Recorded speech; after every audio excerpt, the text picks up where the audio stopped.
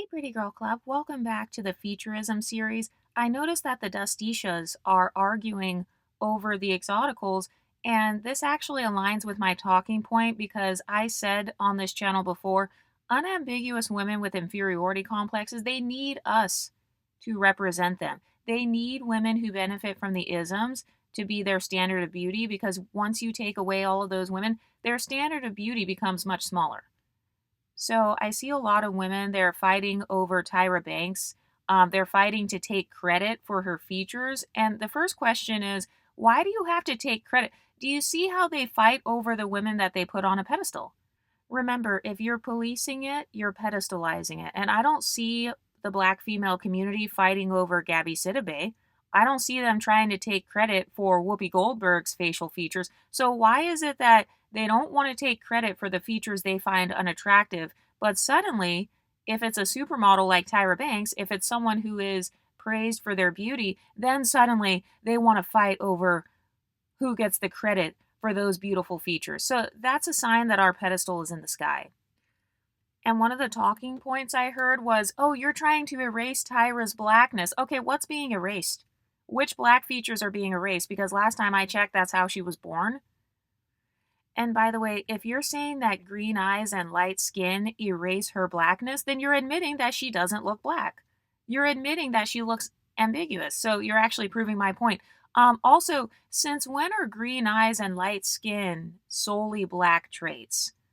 Has anybody noticed that in the black community? They love bragging about family members that have green eyes. They love bragging and saying, oh, there are plenty of people with light colored sandy hair and green eyes like Tyra.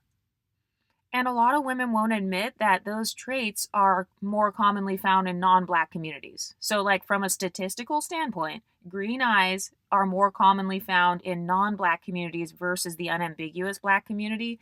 But another gaslighting talking point they'll say is, oh, black people are the most multifaceted race on earth. Okay, so then why are you complaining about isms? You should be happy when light-skinned women are uplifted then. You can't call people colorist then if they only like people who look like Tyra Banks. If we are all just a multifaceted extension of blackness, if everybody's black, if Filipinos are black, Native Americans are black, gingers are black, okay, so since everyone's black, that would mean that a lot of the isms you're complaining about don't really exist, right? So, isn't it interesting how ever since the exoticals came onto the scene, now suddenly unambiguous women, they want to rope us back into the same group. Now they're saying, oh no, we're all exactly the same. We all look like Tyra Banks. What are you talking about? We all have green eyes. We all have the same experiences. So, first it was, we need to acknowledge our privilege. And now suddenly it's, oh, well, you need to shut up and get back over here in the black community where you belong. And I think that one of the main points of jealousy is the fact that as exoticals, we do have a fluid identity. So, like in the case of Tyra Banks, yes, she is monoracial. She identifies as just black, but because of her actual phenotype, she can actually blend in other communities if she wanted to. And she's probably going to have an easier time fitting in other communities. She would have an easier time dating in other communities. When's the last time Tyra dated an unambiguous black man? Like, most of Tyra's ex-boyfriends are not even black. The way that Tyra speaks and the way that she represents herself has always been in more of a multicultural space. Even when she was on America's Next Top Model, she had a multicultural cast of judges. So it's not like Tyra is this big pro-black hotep. As a matter of fact, a lot of people say that Tyra is anti-black and that she's texturist and featurist and colorist. So isn't it interesting how on the one hand, you have black women getting mad at colorism, but then they're fighting for these colorist people to represent them. They're fighting to be represented by Cardi B. They want Cardi B's hair care line to represent them. They want Rihanna's makeup line to represent them. They want Beyonce, who they accuse of being a bleacher. They want Beyonce to be their queen. And another question I have for black YouTube is, if all of us are black, if every person on this earth is black because you have the Eve gene, okay, so then why do you treat anyone worse who's lighter than you? Have you ever met those black women who beef with anyone lighter than them, even if you're not light skinned? You've got dark skinned women beefing with brown skinned women. A lot of them will literally create a hierarchy within the dark skinned community and hate on anybody who's also dark skinned but just not as dark as them. And I did a series on bleachers. This is maybe a couple years ago, and we actually had some people admitting that a lot of the bleaching community, people are not bleaching themselves to become light skinned. That's actually not the most common form of bleaching. If you actually study the bleaching community, a lot of dark skinned women, they're bleaching themselves just to be brown skinned. They're bleaching to go from ebony colored to like more of a chocolate color. So if everybody's just black and white people don't see color and it doesn't matter, well, then why is there a multi-billion-dollar bleaching industry? And why did women spend decades complaining about isms? Tyra Banks is not a representation of true, unambiguous, dark skinned black women, and that's okay. And also, it's like, why do you want light skinned women to be the face of your community? Like, do you want light skinned women to be the face of blackness or not? Do you want the green eyed, freckled women like Tyra? Do you want them to be the face of your community or not? Do you want them to be the queens of your beauty standard or not? Which one is it? So this also proves my point that they throw us in and out of unambiguous blackness. So now you've got black women trying to pull Tyra Banks into unambiguous dark skin blackness. By the way, the dark skin community came up with that term unambiguous. And they came up with that phrase because they were trying to differentiate themselves from women like Tyra. So notice how it's okay for dark skinned black women to separate themselves, but then when we separate ourselves, suddenly it's a problem, and no, you need to get your ass back over here. So do you see how women who are not your phenotype, they want to control your identity? Why do you want to control who gets credit for Tyra Banks' beauty? Well, it's because you wish you looked like Tyra. You think Tyra is prettier than you, so you want to hide behind her face. And by the way, if Tyra Banks looks like every single black woman, then why do unambiguous women complain about being erased in the modeling industry? As a matter of fact, they also complain about even the dark-skinned women like Sinead Gadi, and she's a dark-skinned woman who benefits from featurism. So if Sinead Gadi doesn't even represent dark-skinned black women because her features are too small and she looks like a Horn African woman, if she's not even good representation, then why is it that suddenly Tyra Banks, who literally has green eyes, sandy hair, she has freckles, now suddenly Tyra Banks is the representation for blackness? And I've noticed that whenever it comes to the privilege conversation, that's where a lot of people get upset. Because like I said, in the unambiguous community, women who have faced colorism, a lot of them do have a trauma response. So whenever they're dealing with MLS women like myself, then their response is to fight, right? That's a trauma response, fight or flight. So they want to fight for Tyra to be their representation. They want to argue back and forth with the exoticals. They want to fight back. But then when it comes to white men, they switch over into fawning. So they fawn over white men, they fawn over non-black men, they fawn over biracial men, they brag about their biracial husbands. They brag that their children could look like Tyra. They view having mixed children as a form of success. And it's like, okay, so when it comes to the privilege conversation, does Tyra Banks have privilege over dark-skinned black women? Yes or no? Do women with green eyes have privilege? Yes or no? Do the isms exist? Yes or no? Because why is it that only dark-skinned black women get to tell what isms exist and when? Have you ever noticed that? They want to be the main ones who can tell you what featurism is. And it's like, first of all, you don't even benefit from featurism. You don't even have the experience of dealing with featurist people. You've never been pedestalized for your facial features. So how are you going to suddenly speak for green-eyed, sandy-haired, freckled women as if you know their experiences? But another talking point that I heard is, oh, well, Tyra Banks has a lot of black DNA. Okay, well, her black DNA did not show up like how it does on dark-skinned black women. Get over it. Just because somebody has black DNA, it doesn't mean that they're always going to come out super jet black and with broad features or whatever. So Tyra, even though she only has a small amount of admixture, I think she had just 10% admixture when she did the DNA test. Okay, well, when it comes to her, clearly those recessive genes showed up. So Tyra is the exception.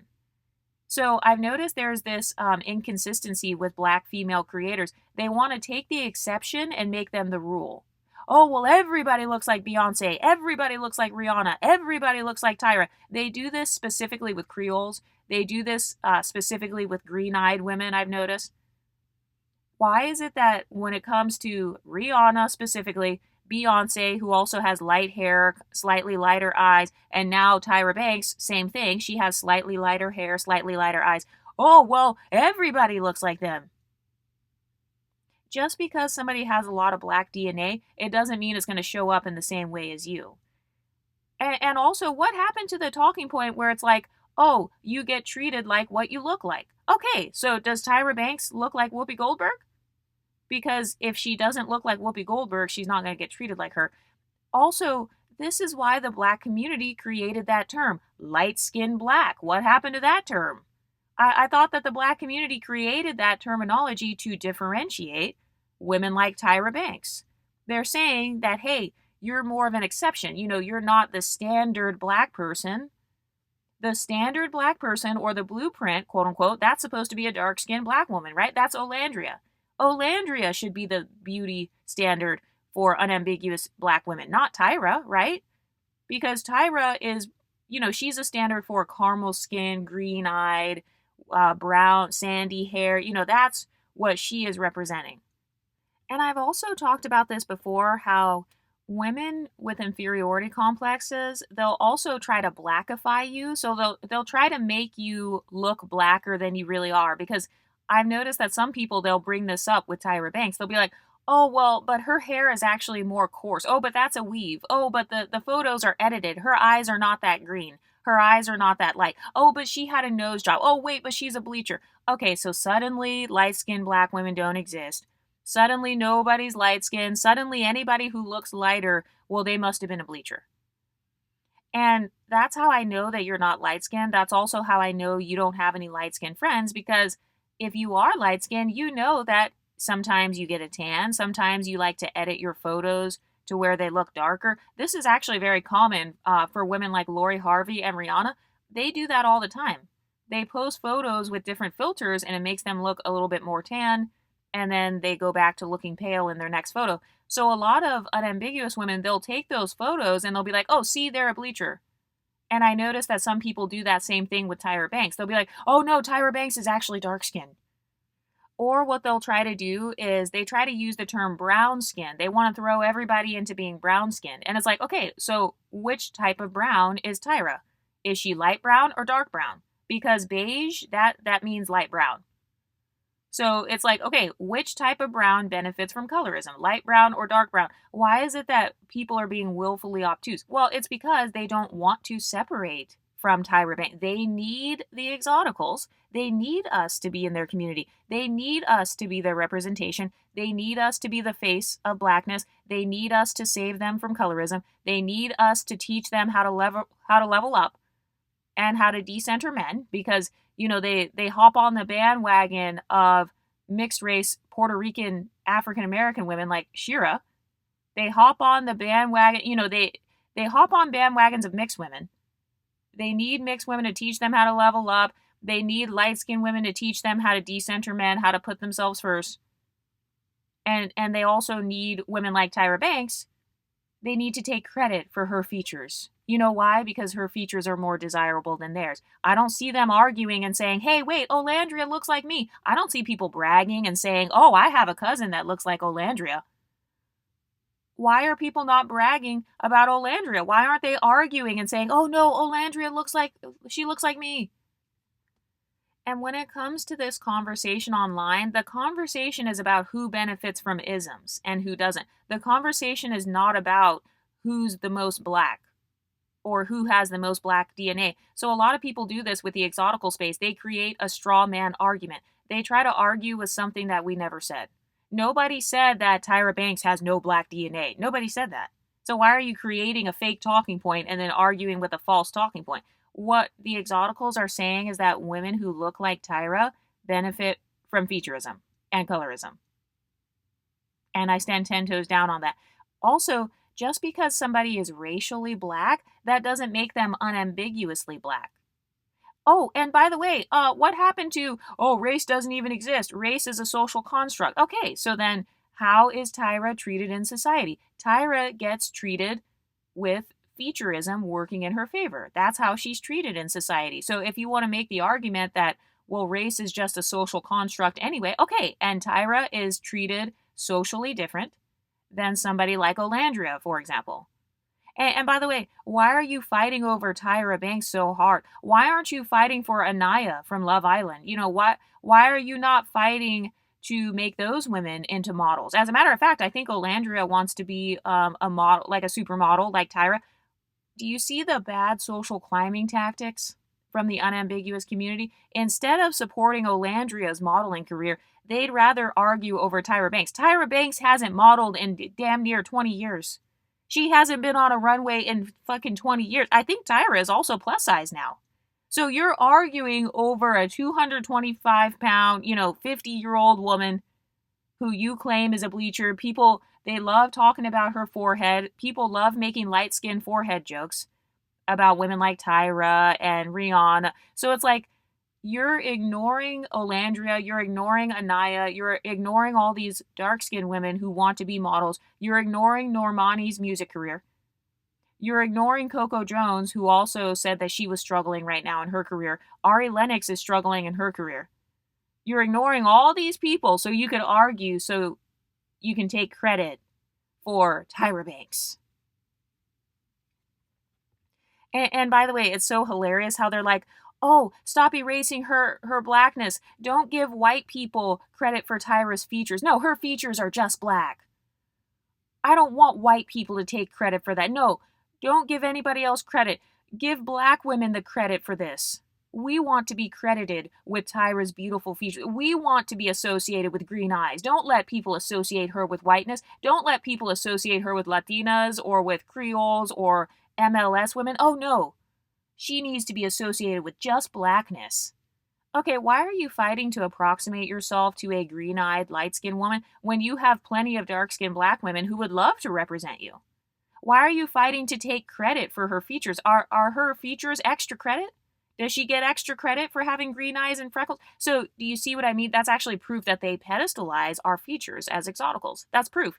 If they're fighting for it, they pedestalize it. You only fight for what's important to you. So that's why they're fighting for Tyra's beauty, because Tyra's beauty is very important to them. And by the way, I'm talking about YouTuber Blunt Girly. She also has a picture of a Blasian woman as her avatar.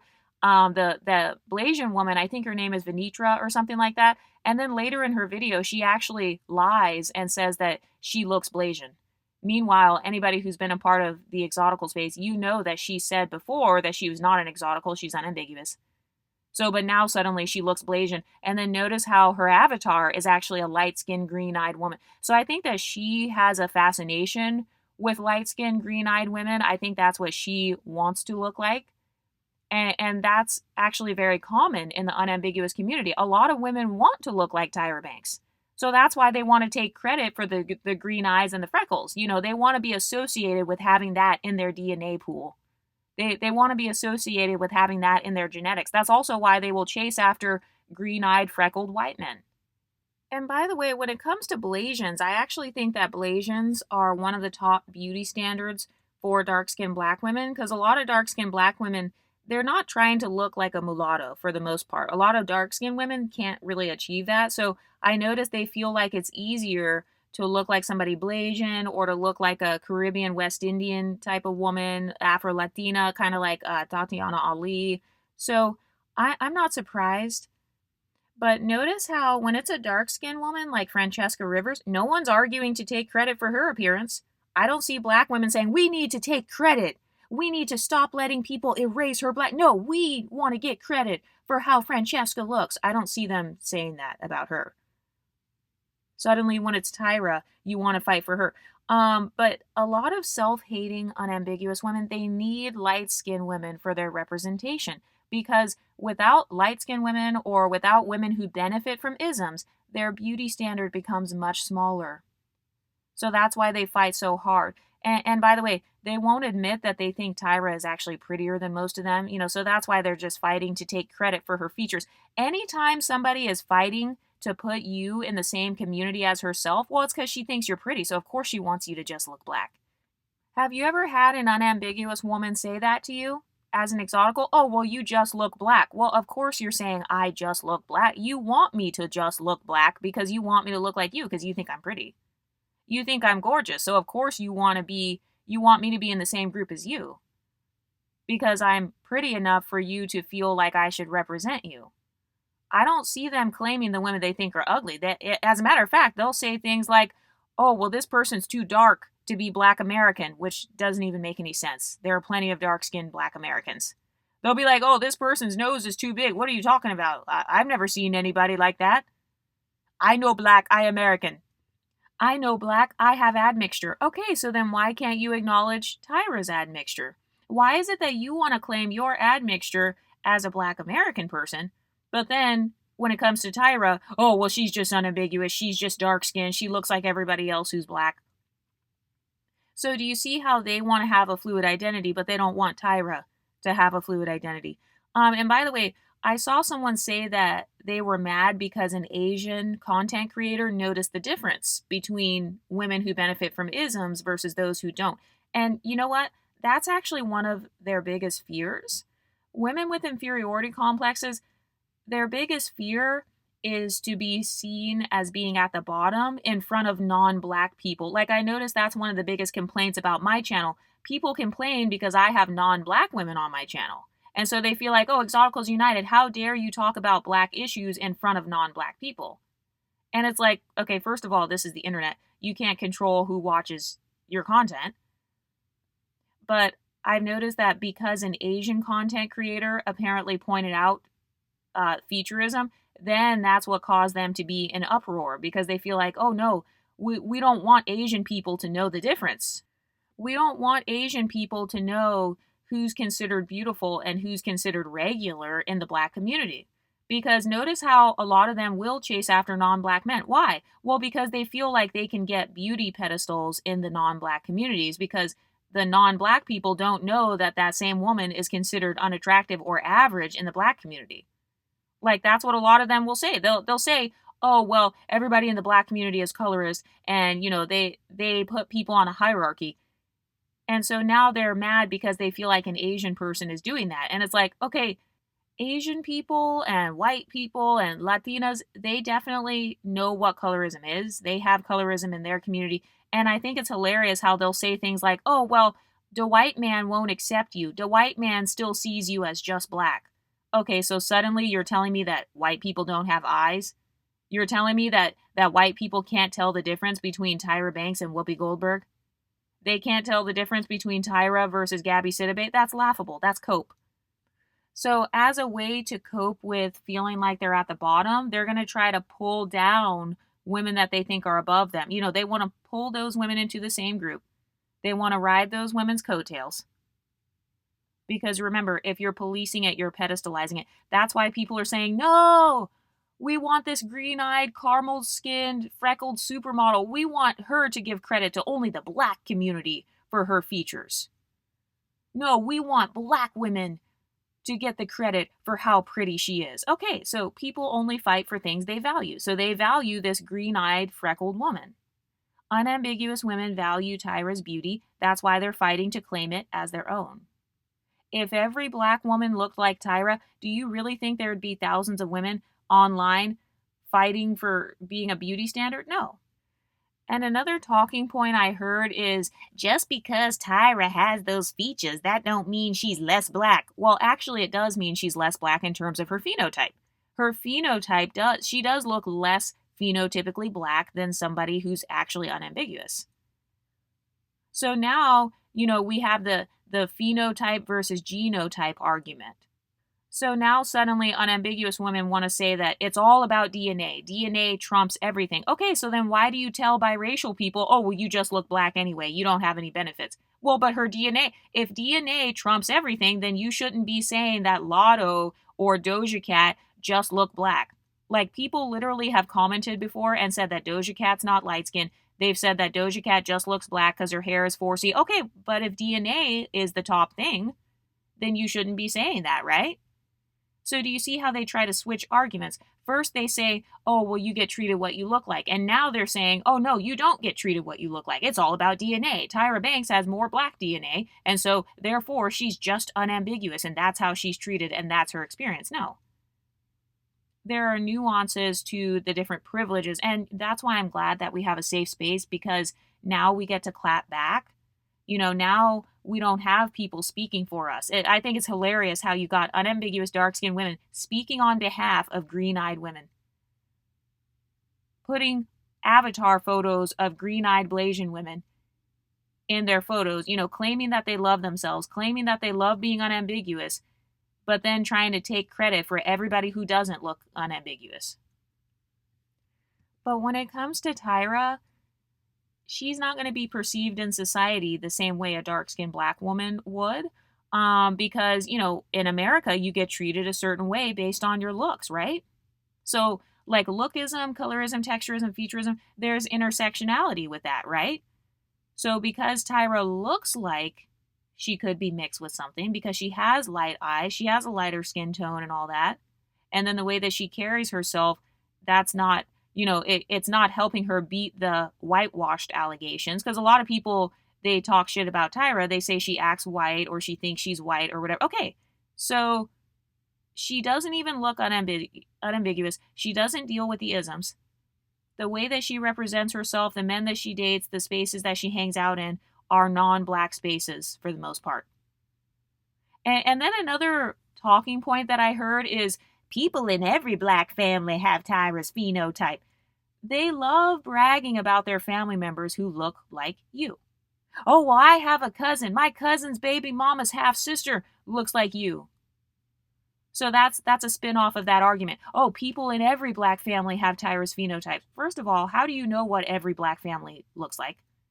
Do you know every single black person in the United States? Do you know every single black person in the world? Because they didn't even say just black American. They said people in every black family have Tyra's phenotype.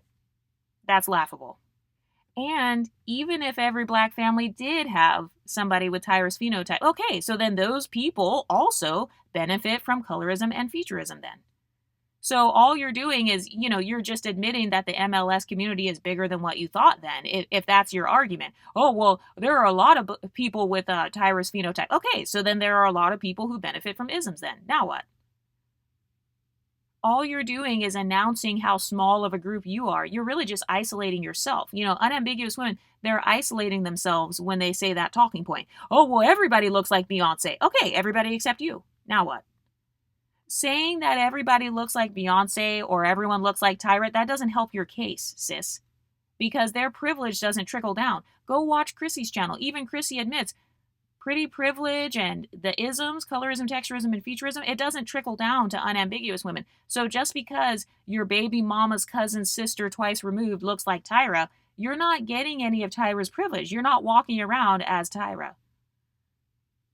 So bragging about your family members or relatives, oh, every black family has Tyra's phenotype. I have a cousin that looks like Tyra. Okay, that doesn't help your argument, ma'am. And by the way, if they truly believe that, then, that's proof that they need to hide behind the caramels. They just need more numbers to beef up their community. They want to try to force you to stand up for them. They want to use you as their mule. That's what it is. They want to use Tyra as their beauty mule. They want to use her as their beauty representation. They want to use Tyra's face so they can prove to Asian people how pretty they are. And then another talking point I heard was, I see plenty of grandmas with pale skin and light eyes. This is common in black American families. Okay, grandmas with pale skin and light eyes? Just because your grandma is light skinned, that doesn't mean you look light skinned. That doesn't mean that you look like Tyra. So again, you're doing that thing that a lot of people do where they brag about their family members. It's this argument of, if I can't look like you, at least I can be related to you. So then they brag about being related to you because, remember, associating themselves with light-skinned people, it makes them feel like they have more authority. Oh, well, my sister is light-skinned, so I can speak on it. Oh, well, my grandma is pale with light eyes, so I can say that this is very common. Ma'am, the whole world doesn't revolve around your family. Just because your ghetto ass grandma has pale skin or light eye, that doesn't mean that that's a common phenotype in the black community. The whole world doesn't revolve around you and your small family. So, just because you personally see something, that doesn't mean that's the norm. And also, in the case of Blunt Girly, she said that she grew up around all white people and that she's married to a biracial man. She has a biracial husband. I know that she really doesn't, but that's what she said. She said that she's been around millionaires and billionaires and that she dated white men and she is married to a biracial man and she lives in a nice neighborhood right now. She doesn't live in Blackistan, right? So what black families have you been around, Blunt Girly? How are you even making this argument? Oh, every black family in America has people who look like Tyra. Well, why are you around so many black people if you were around millionaires and billionaires? Statistically, that would be impossible for you to be around that many black families, but then you're simultaneously around white people. Which one is it? Are you more entrenched in the white community or the black community? Because according to your own talking points, you said that you didn't even grow up around majority black people. You've been around non-black people. So then how are you even speaking on what most black people look like? If anything, I can actually speak more on black people because I went to an actual HBCU with thousands of black people. And I've lived in several major cities in the United States with millions of black people. And even if I were to just use my HBCU experience as like a sample size, the majority of people, even at my HBCU, were not light skinned. It was probably about 85% brown/dark skin, and then maybe about 15% light skin. So, I mean, that's still not even a good representation. That's just one HBCU. So I find it interesting how somebody who claims to be so far removed from the black community is suddenly an expert on who's light skinned and who's not. And, what does every black family look like? You're not even around black families, right? You don't have a black family, right? And also with the whole black American thing, because that's a term that I keep hearing people say is like, oh, well, a lot of black Americans look like Tyra. Okay, even if that were the case, they still benefit from isms. You still don't. So just because you came from a group where that would be like an unambiguous person with a distant Creole family member. That would be like if they said, oh, well, a lot of Creoles benefit from isms. Okay, but you don't. So now what?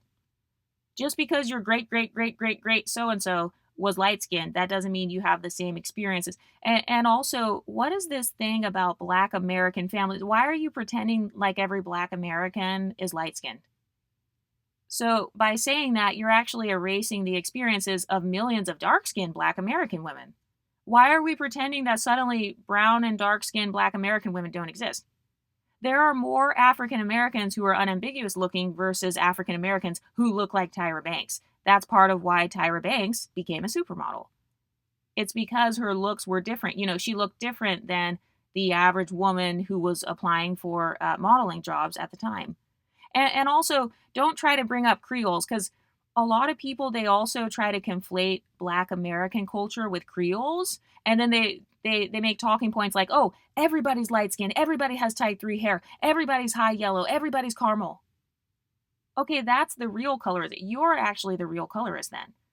Because you actually are erasing millions of dark-skinned people who have been begging for representation. You're erasing them by implying that most black Americans are light-skinned. It reminds me of when people said, oh, well, Beyonce looks like every woman in Houston. Okay, so every single person in Houston, which is a city that has, 8 million people? Okay, so all 8 million people in Houston look like Beyonce. No, you're just erasing the dark-skinned black women because you don't want those women to represent you. You feel like women who look like Francesca Rivers, you don't think they're pretty enough to represent you. So now you want to lie and pretend like, oh, what are you talking about? Black Americans don't look like this. Black Americans aren't brown and dark skinned. Black Americans don't have type 4 hair. That's another argument I've heard. They'll be like, oh, every black American has 3C hair. But another thing that I heard is this talking point where it's like, oh, women who look like Tyra, they came from the same family that your black self came from. Okay, so again, just because you have a family member who looks like Tyra, that doesn't mean that everybody looks like Tyra. So, do you see how in her video, Blunt Girly, she's approximating herself to non-blackness. She's approximating herself to light-skinned people. And also bragging about being related to someone So, you know how they say they have the Eve gene, right? They say that every race came from them. Okay, so then you're also related to slave masters as well, then. So clearly, being related to someone means nothing because you're still going to be oppressed. So, I don't care how many times you brag about your family members looking like Tyra. Oh, well, Tyra Banks, people who look like that, they came from the same families as black people. Okay, now you sound like the people who are Hoteps, where they say, oh, everybody's black. Gingers are black, Filipinos are black, Pacific Islanders are black. Okay, but that doesn't erase the isms. As a matter of fact, one of the unambiguous community's main talking points is that their own family members are colorists. So it's like, okay, so even if all your family members look like Tyra, well, you guys still make the argument that your own family members are colorist against you. So, being related to someone, that still doesn't mean anything. It doesn't mean, oh, all of us are just one big happy family because, we have family members who look like Tyra. So if you don't benefit from the isms that Tyra does, you can't speak on what her experiences are. You can't relate. And then another talking point that people say is, oh, well, blackness is diverse. Okay, so then who's the blueprint then? What phenotype? So first it went from, oh, we got to say what the real blackness is, which is dark skin with the 4C hair. And now suddenly it's, oh, no, blackness is everything. Blackness is diverse. Everybody's black. You're going to get one dropped into blackness. Filipinos are black. Every single race is black. And by the way, I'm not saying that Blunt Girly made all those talking points, but it just reminds me of those types of talking points. By the way, is Tyra the blueprint? Yes or no? Are green eyes and caramel skin the blueprint? Yes or no? Let me know. I would love to hear the answer to that. Are caramels the blueprint? Are green eyes the blueprint for blackness? Because the phrase blueprint, that means that it's the original, it's unique, it can't be copied. But if you're saying blackness is diverse and it includes every phenotype, so how does that work then? So does the blueprint still exist? Yes or no? If everyone is the blueprint, then no one is the blueprint. So they're making this common mistake where they're turning the exception into the rule. The bottom line is Tyra Banks' phenotype is not what a normal, standard, dark-skinned black woman looks like. So, the conversation is not about who's less black versus who's more black. The conversation is about who benefits from isms and who doesn't. So you're bringing up family members, you're bringing up cookouts, you're saying that black people at the cookout look like Tyra. That's not what we're talking about. We're talking about colorism, texturism, and featurism. So, if you want to be the blackest person in the room, okay, congratulations. You can have that title. I don't care. Oh, well, I'm blacker than you. Oh, well, Tyra has more black DNA. If you want to argue over who has the blackest DNA, that's fine, but that's not what this channel is talking about. And by the way, Tyra Banks doesn't care. She doesn't have to prove her blackness to anyone. Have you ever noticed that they always want you to prove your blackness when you're light-skinned? Like, let's say you're not mixed. They want you to feel like you have to prove your blackness. Like, oh, well, who's blacker? Oh, well, she's blacker than this other person. Well, who has more black DNA? Well, who's black American? And then who's Nigerian? And who's this? Tyra doesn't have to prove any of that. She's already privileged. She has privilege. She has a fluid identity. And as a matter of fact, Tyra Banks plays into her ambiguity. She wears blonde hair all the time, highlights all the time. And as a matter of fact, she was called anti-black due to how she behaved on America's Next Top Model. So to argue over the beauty of someone that's called a colorist is amazing to me. That will never cease to amaze me. So they love calling you a colorist one moment, but then they want you to represent their beauty the next moment. There are millions of women who have called Tyra a colorist. There are a lot of black women who feel like Tyra was like mean to them or whatever, and you're sitting here begging to take credit for Tyra's green eyes. You're begging to take credit for a woman that probably wouldn't even give a fuck about you in real life. Oh, but the average black American family has light-skinned people. Not only is that not proven, but you guys said that you guys come from broken families. So what do you mean by average black American family? That's an oxymoron, according to your own talking points. You guys say that black families are broken, they're dysfunctional, you don't know who your fathers are, you're adopted, you were raised by your grandma and aunties and cousins in them. So how do you even know what the average black American family structure is? Oh, the average black American family has light-skinned people. What light-skinned people? You don't even know who your own family is, according to your own talking points. There are black women online saying that they don't know who their fathers are. They're saying they come from broken families, but now all of a sudden there's a consensus that every single Black American family has light-skinned people in it. Do you see how desperate she is to approximate herself to light-skinned people? Every Black American family has light-skinned people. You're so desperate that you want to make it a stereotype about all Black Americans. You want to erase all the Black American dark-skinned people. Oh, well, no, there's no such thing as a Black American family with all dark-skinned people. No, they all have light-skinned people. There are light-skinned people in every single family. Ma'am, according to you guys' own talking points, you haven't even seen your family for several generations. Half your cousins don't even know their immediate family. And now suddenly all Black American families are perfect and light-skinned. All Black American families, they're not dysfunctional, they're not broken families. Oh no, they're all light-skinned people. They all have at least one light-skinned person. Because like I said, light skin is associated with Black excellence culture. So you've got creators where they're trying to approximate themselves to Black excellence. And of course, their definition of Black excellence is basically having mixed people in your family, having somebody light skinned in the family. So, that's their flex. They're flexing on that. Oh, a lot of Black American families have light skinned people in them. So do you see what I mean? They're strengthening our pedestal because, you're bragging about the existence of a light skinned person. You're bragging about some random invisible light skinned person. A person that could have abandoned you. This is a person that could have abused you. This is a person that, according to your own talking points, could have been colorist against you. But now here you are bragging about colorist family members. So on the one hand, it's, oh, well, my light-skinned grandma was a colorist. You hear a lot of them saying stuff like that. But now you've got them saying, oh, well, all Black American families have light-skinned people in them. You mean the light-skinned people that discriminated against you for your dark skin? You want to brag about those people? The light-skinned people in your families that tried to exclude you or tried to call you ugly or make you feel less than? You want to brag about being related to them now? So that's proof that a lot of them associate light skin with status, because they're, no matter what, no matter how mean you are as a light skinned person, you could be a disgusting colorist, texturist, featurist, they're still going to brag about you. Oh, well, my sister's cousin's baby mama's neighbor is light skinned. And also, a lot of people, they have like fake family members. So it's kind of like, the play cousins or whatever. So it's like, imagine being a colorist, but then you still have unambiguous women bragging about being your play cousin. But another talking point I heard is that the exoticals make it sound like we're a totally different species and the exotical sector is weird. Okay, so then why did you want to be a part of it so bad? Why are you bragging about your male exotical husband, your invisible male exotical husband? And also this argument that the exoticals are delusional. Well, of course you think it's delusional to be pedestalized for your phenotype because you haven't experienced that. So, notice how it's always the people who can't relate. Of course, they're going to say we're delusional. Of course, they think we're making up our story times.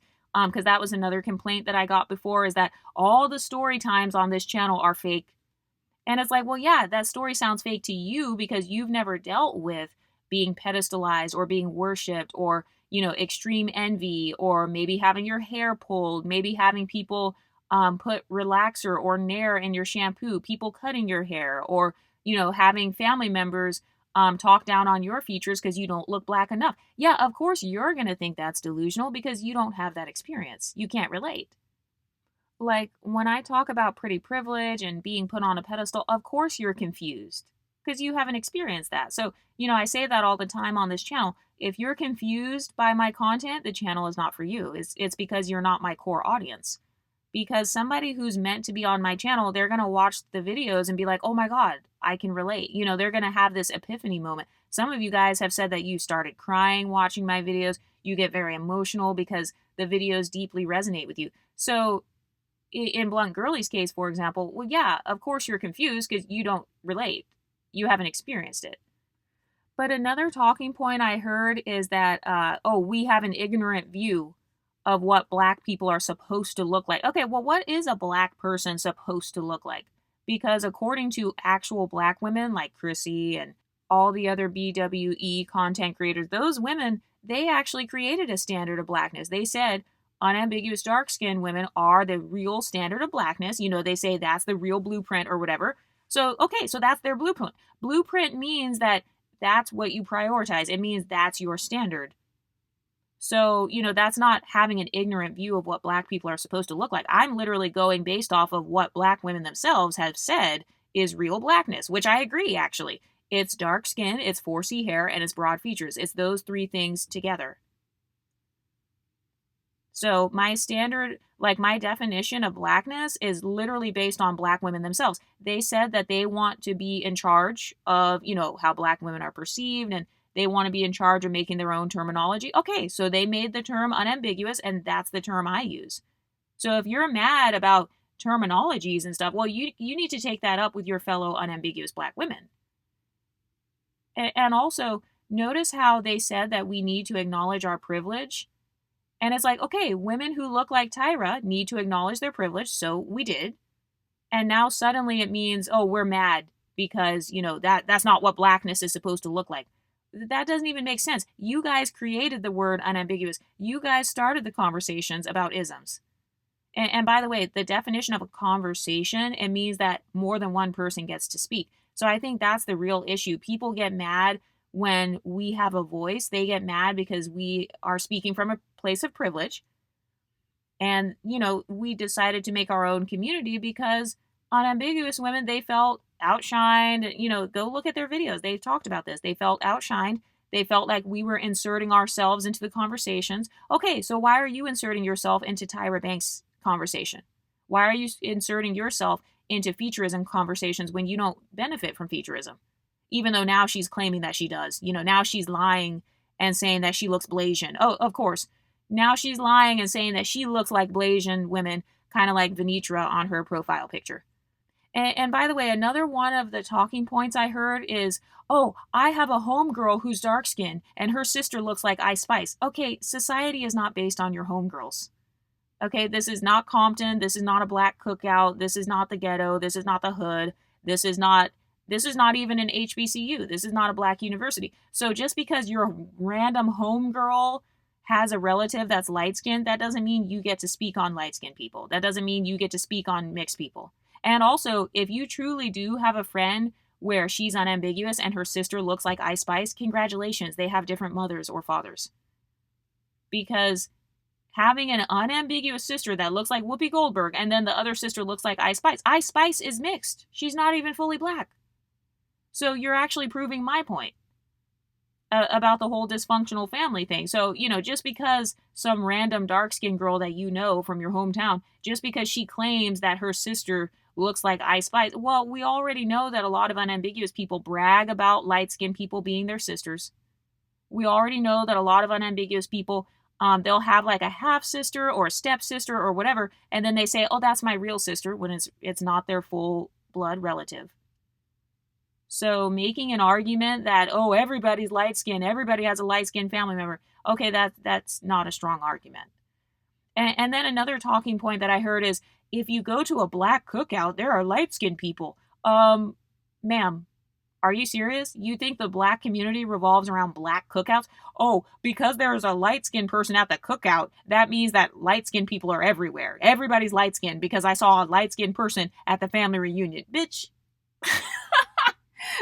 That's laughable. Are you serious?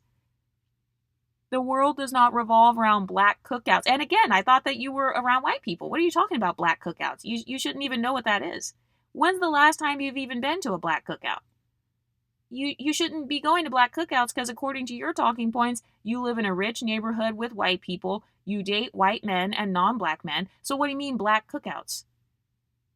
You're not going to any black cookouts because you don't hang out with your unambiguous black family member according to your talking points.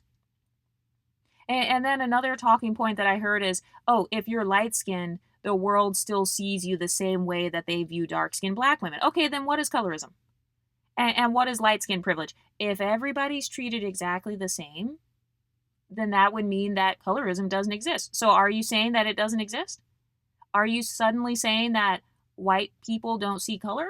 Suddenly white people have no idea what a light-skinned person is? So, they're giving the you're still an N-word talking point. You're still a ninja talking point. They're trying to use blackness as a way to humble you. They're using blackness as a weapon against you. They're basically saying, oh, Tyra, well, you're not that privileged because you're still black. Okay, so you're admitting that you put blackness at the bottom then. You're admitting that you don't see blackness as a privilege. They're basically saying, you're not different. You're in the same boat as me.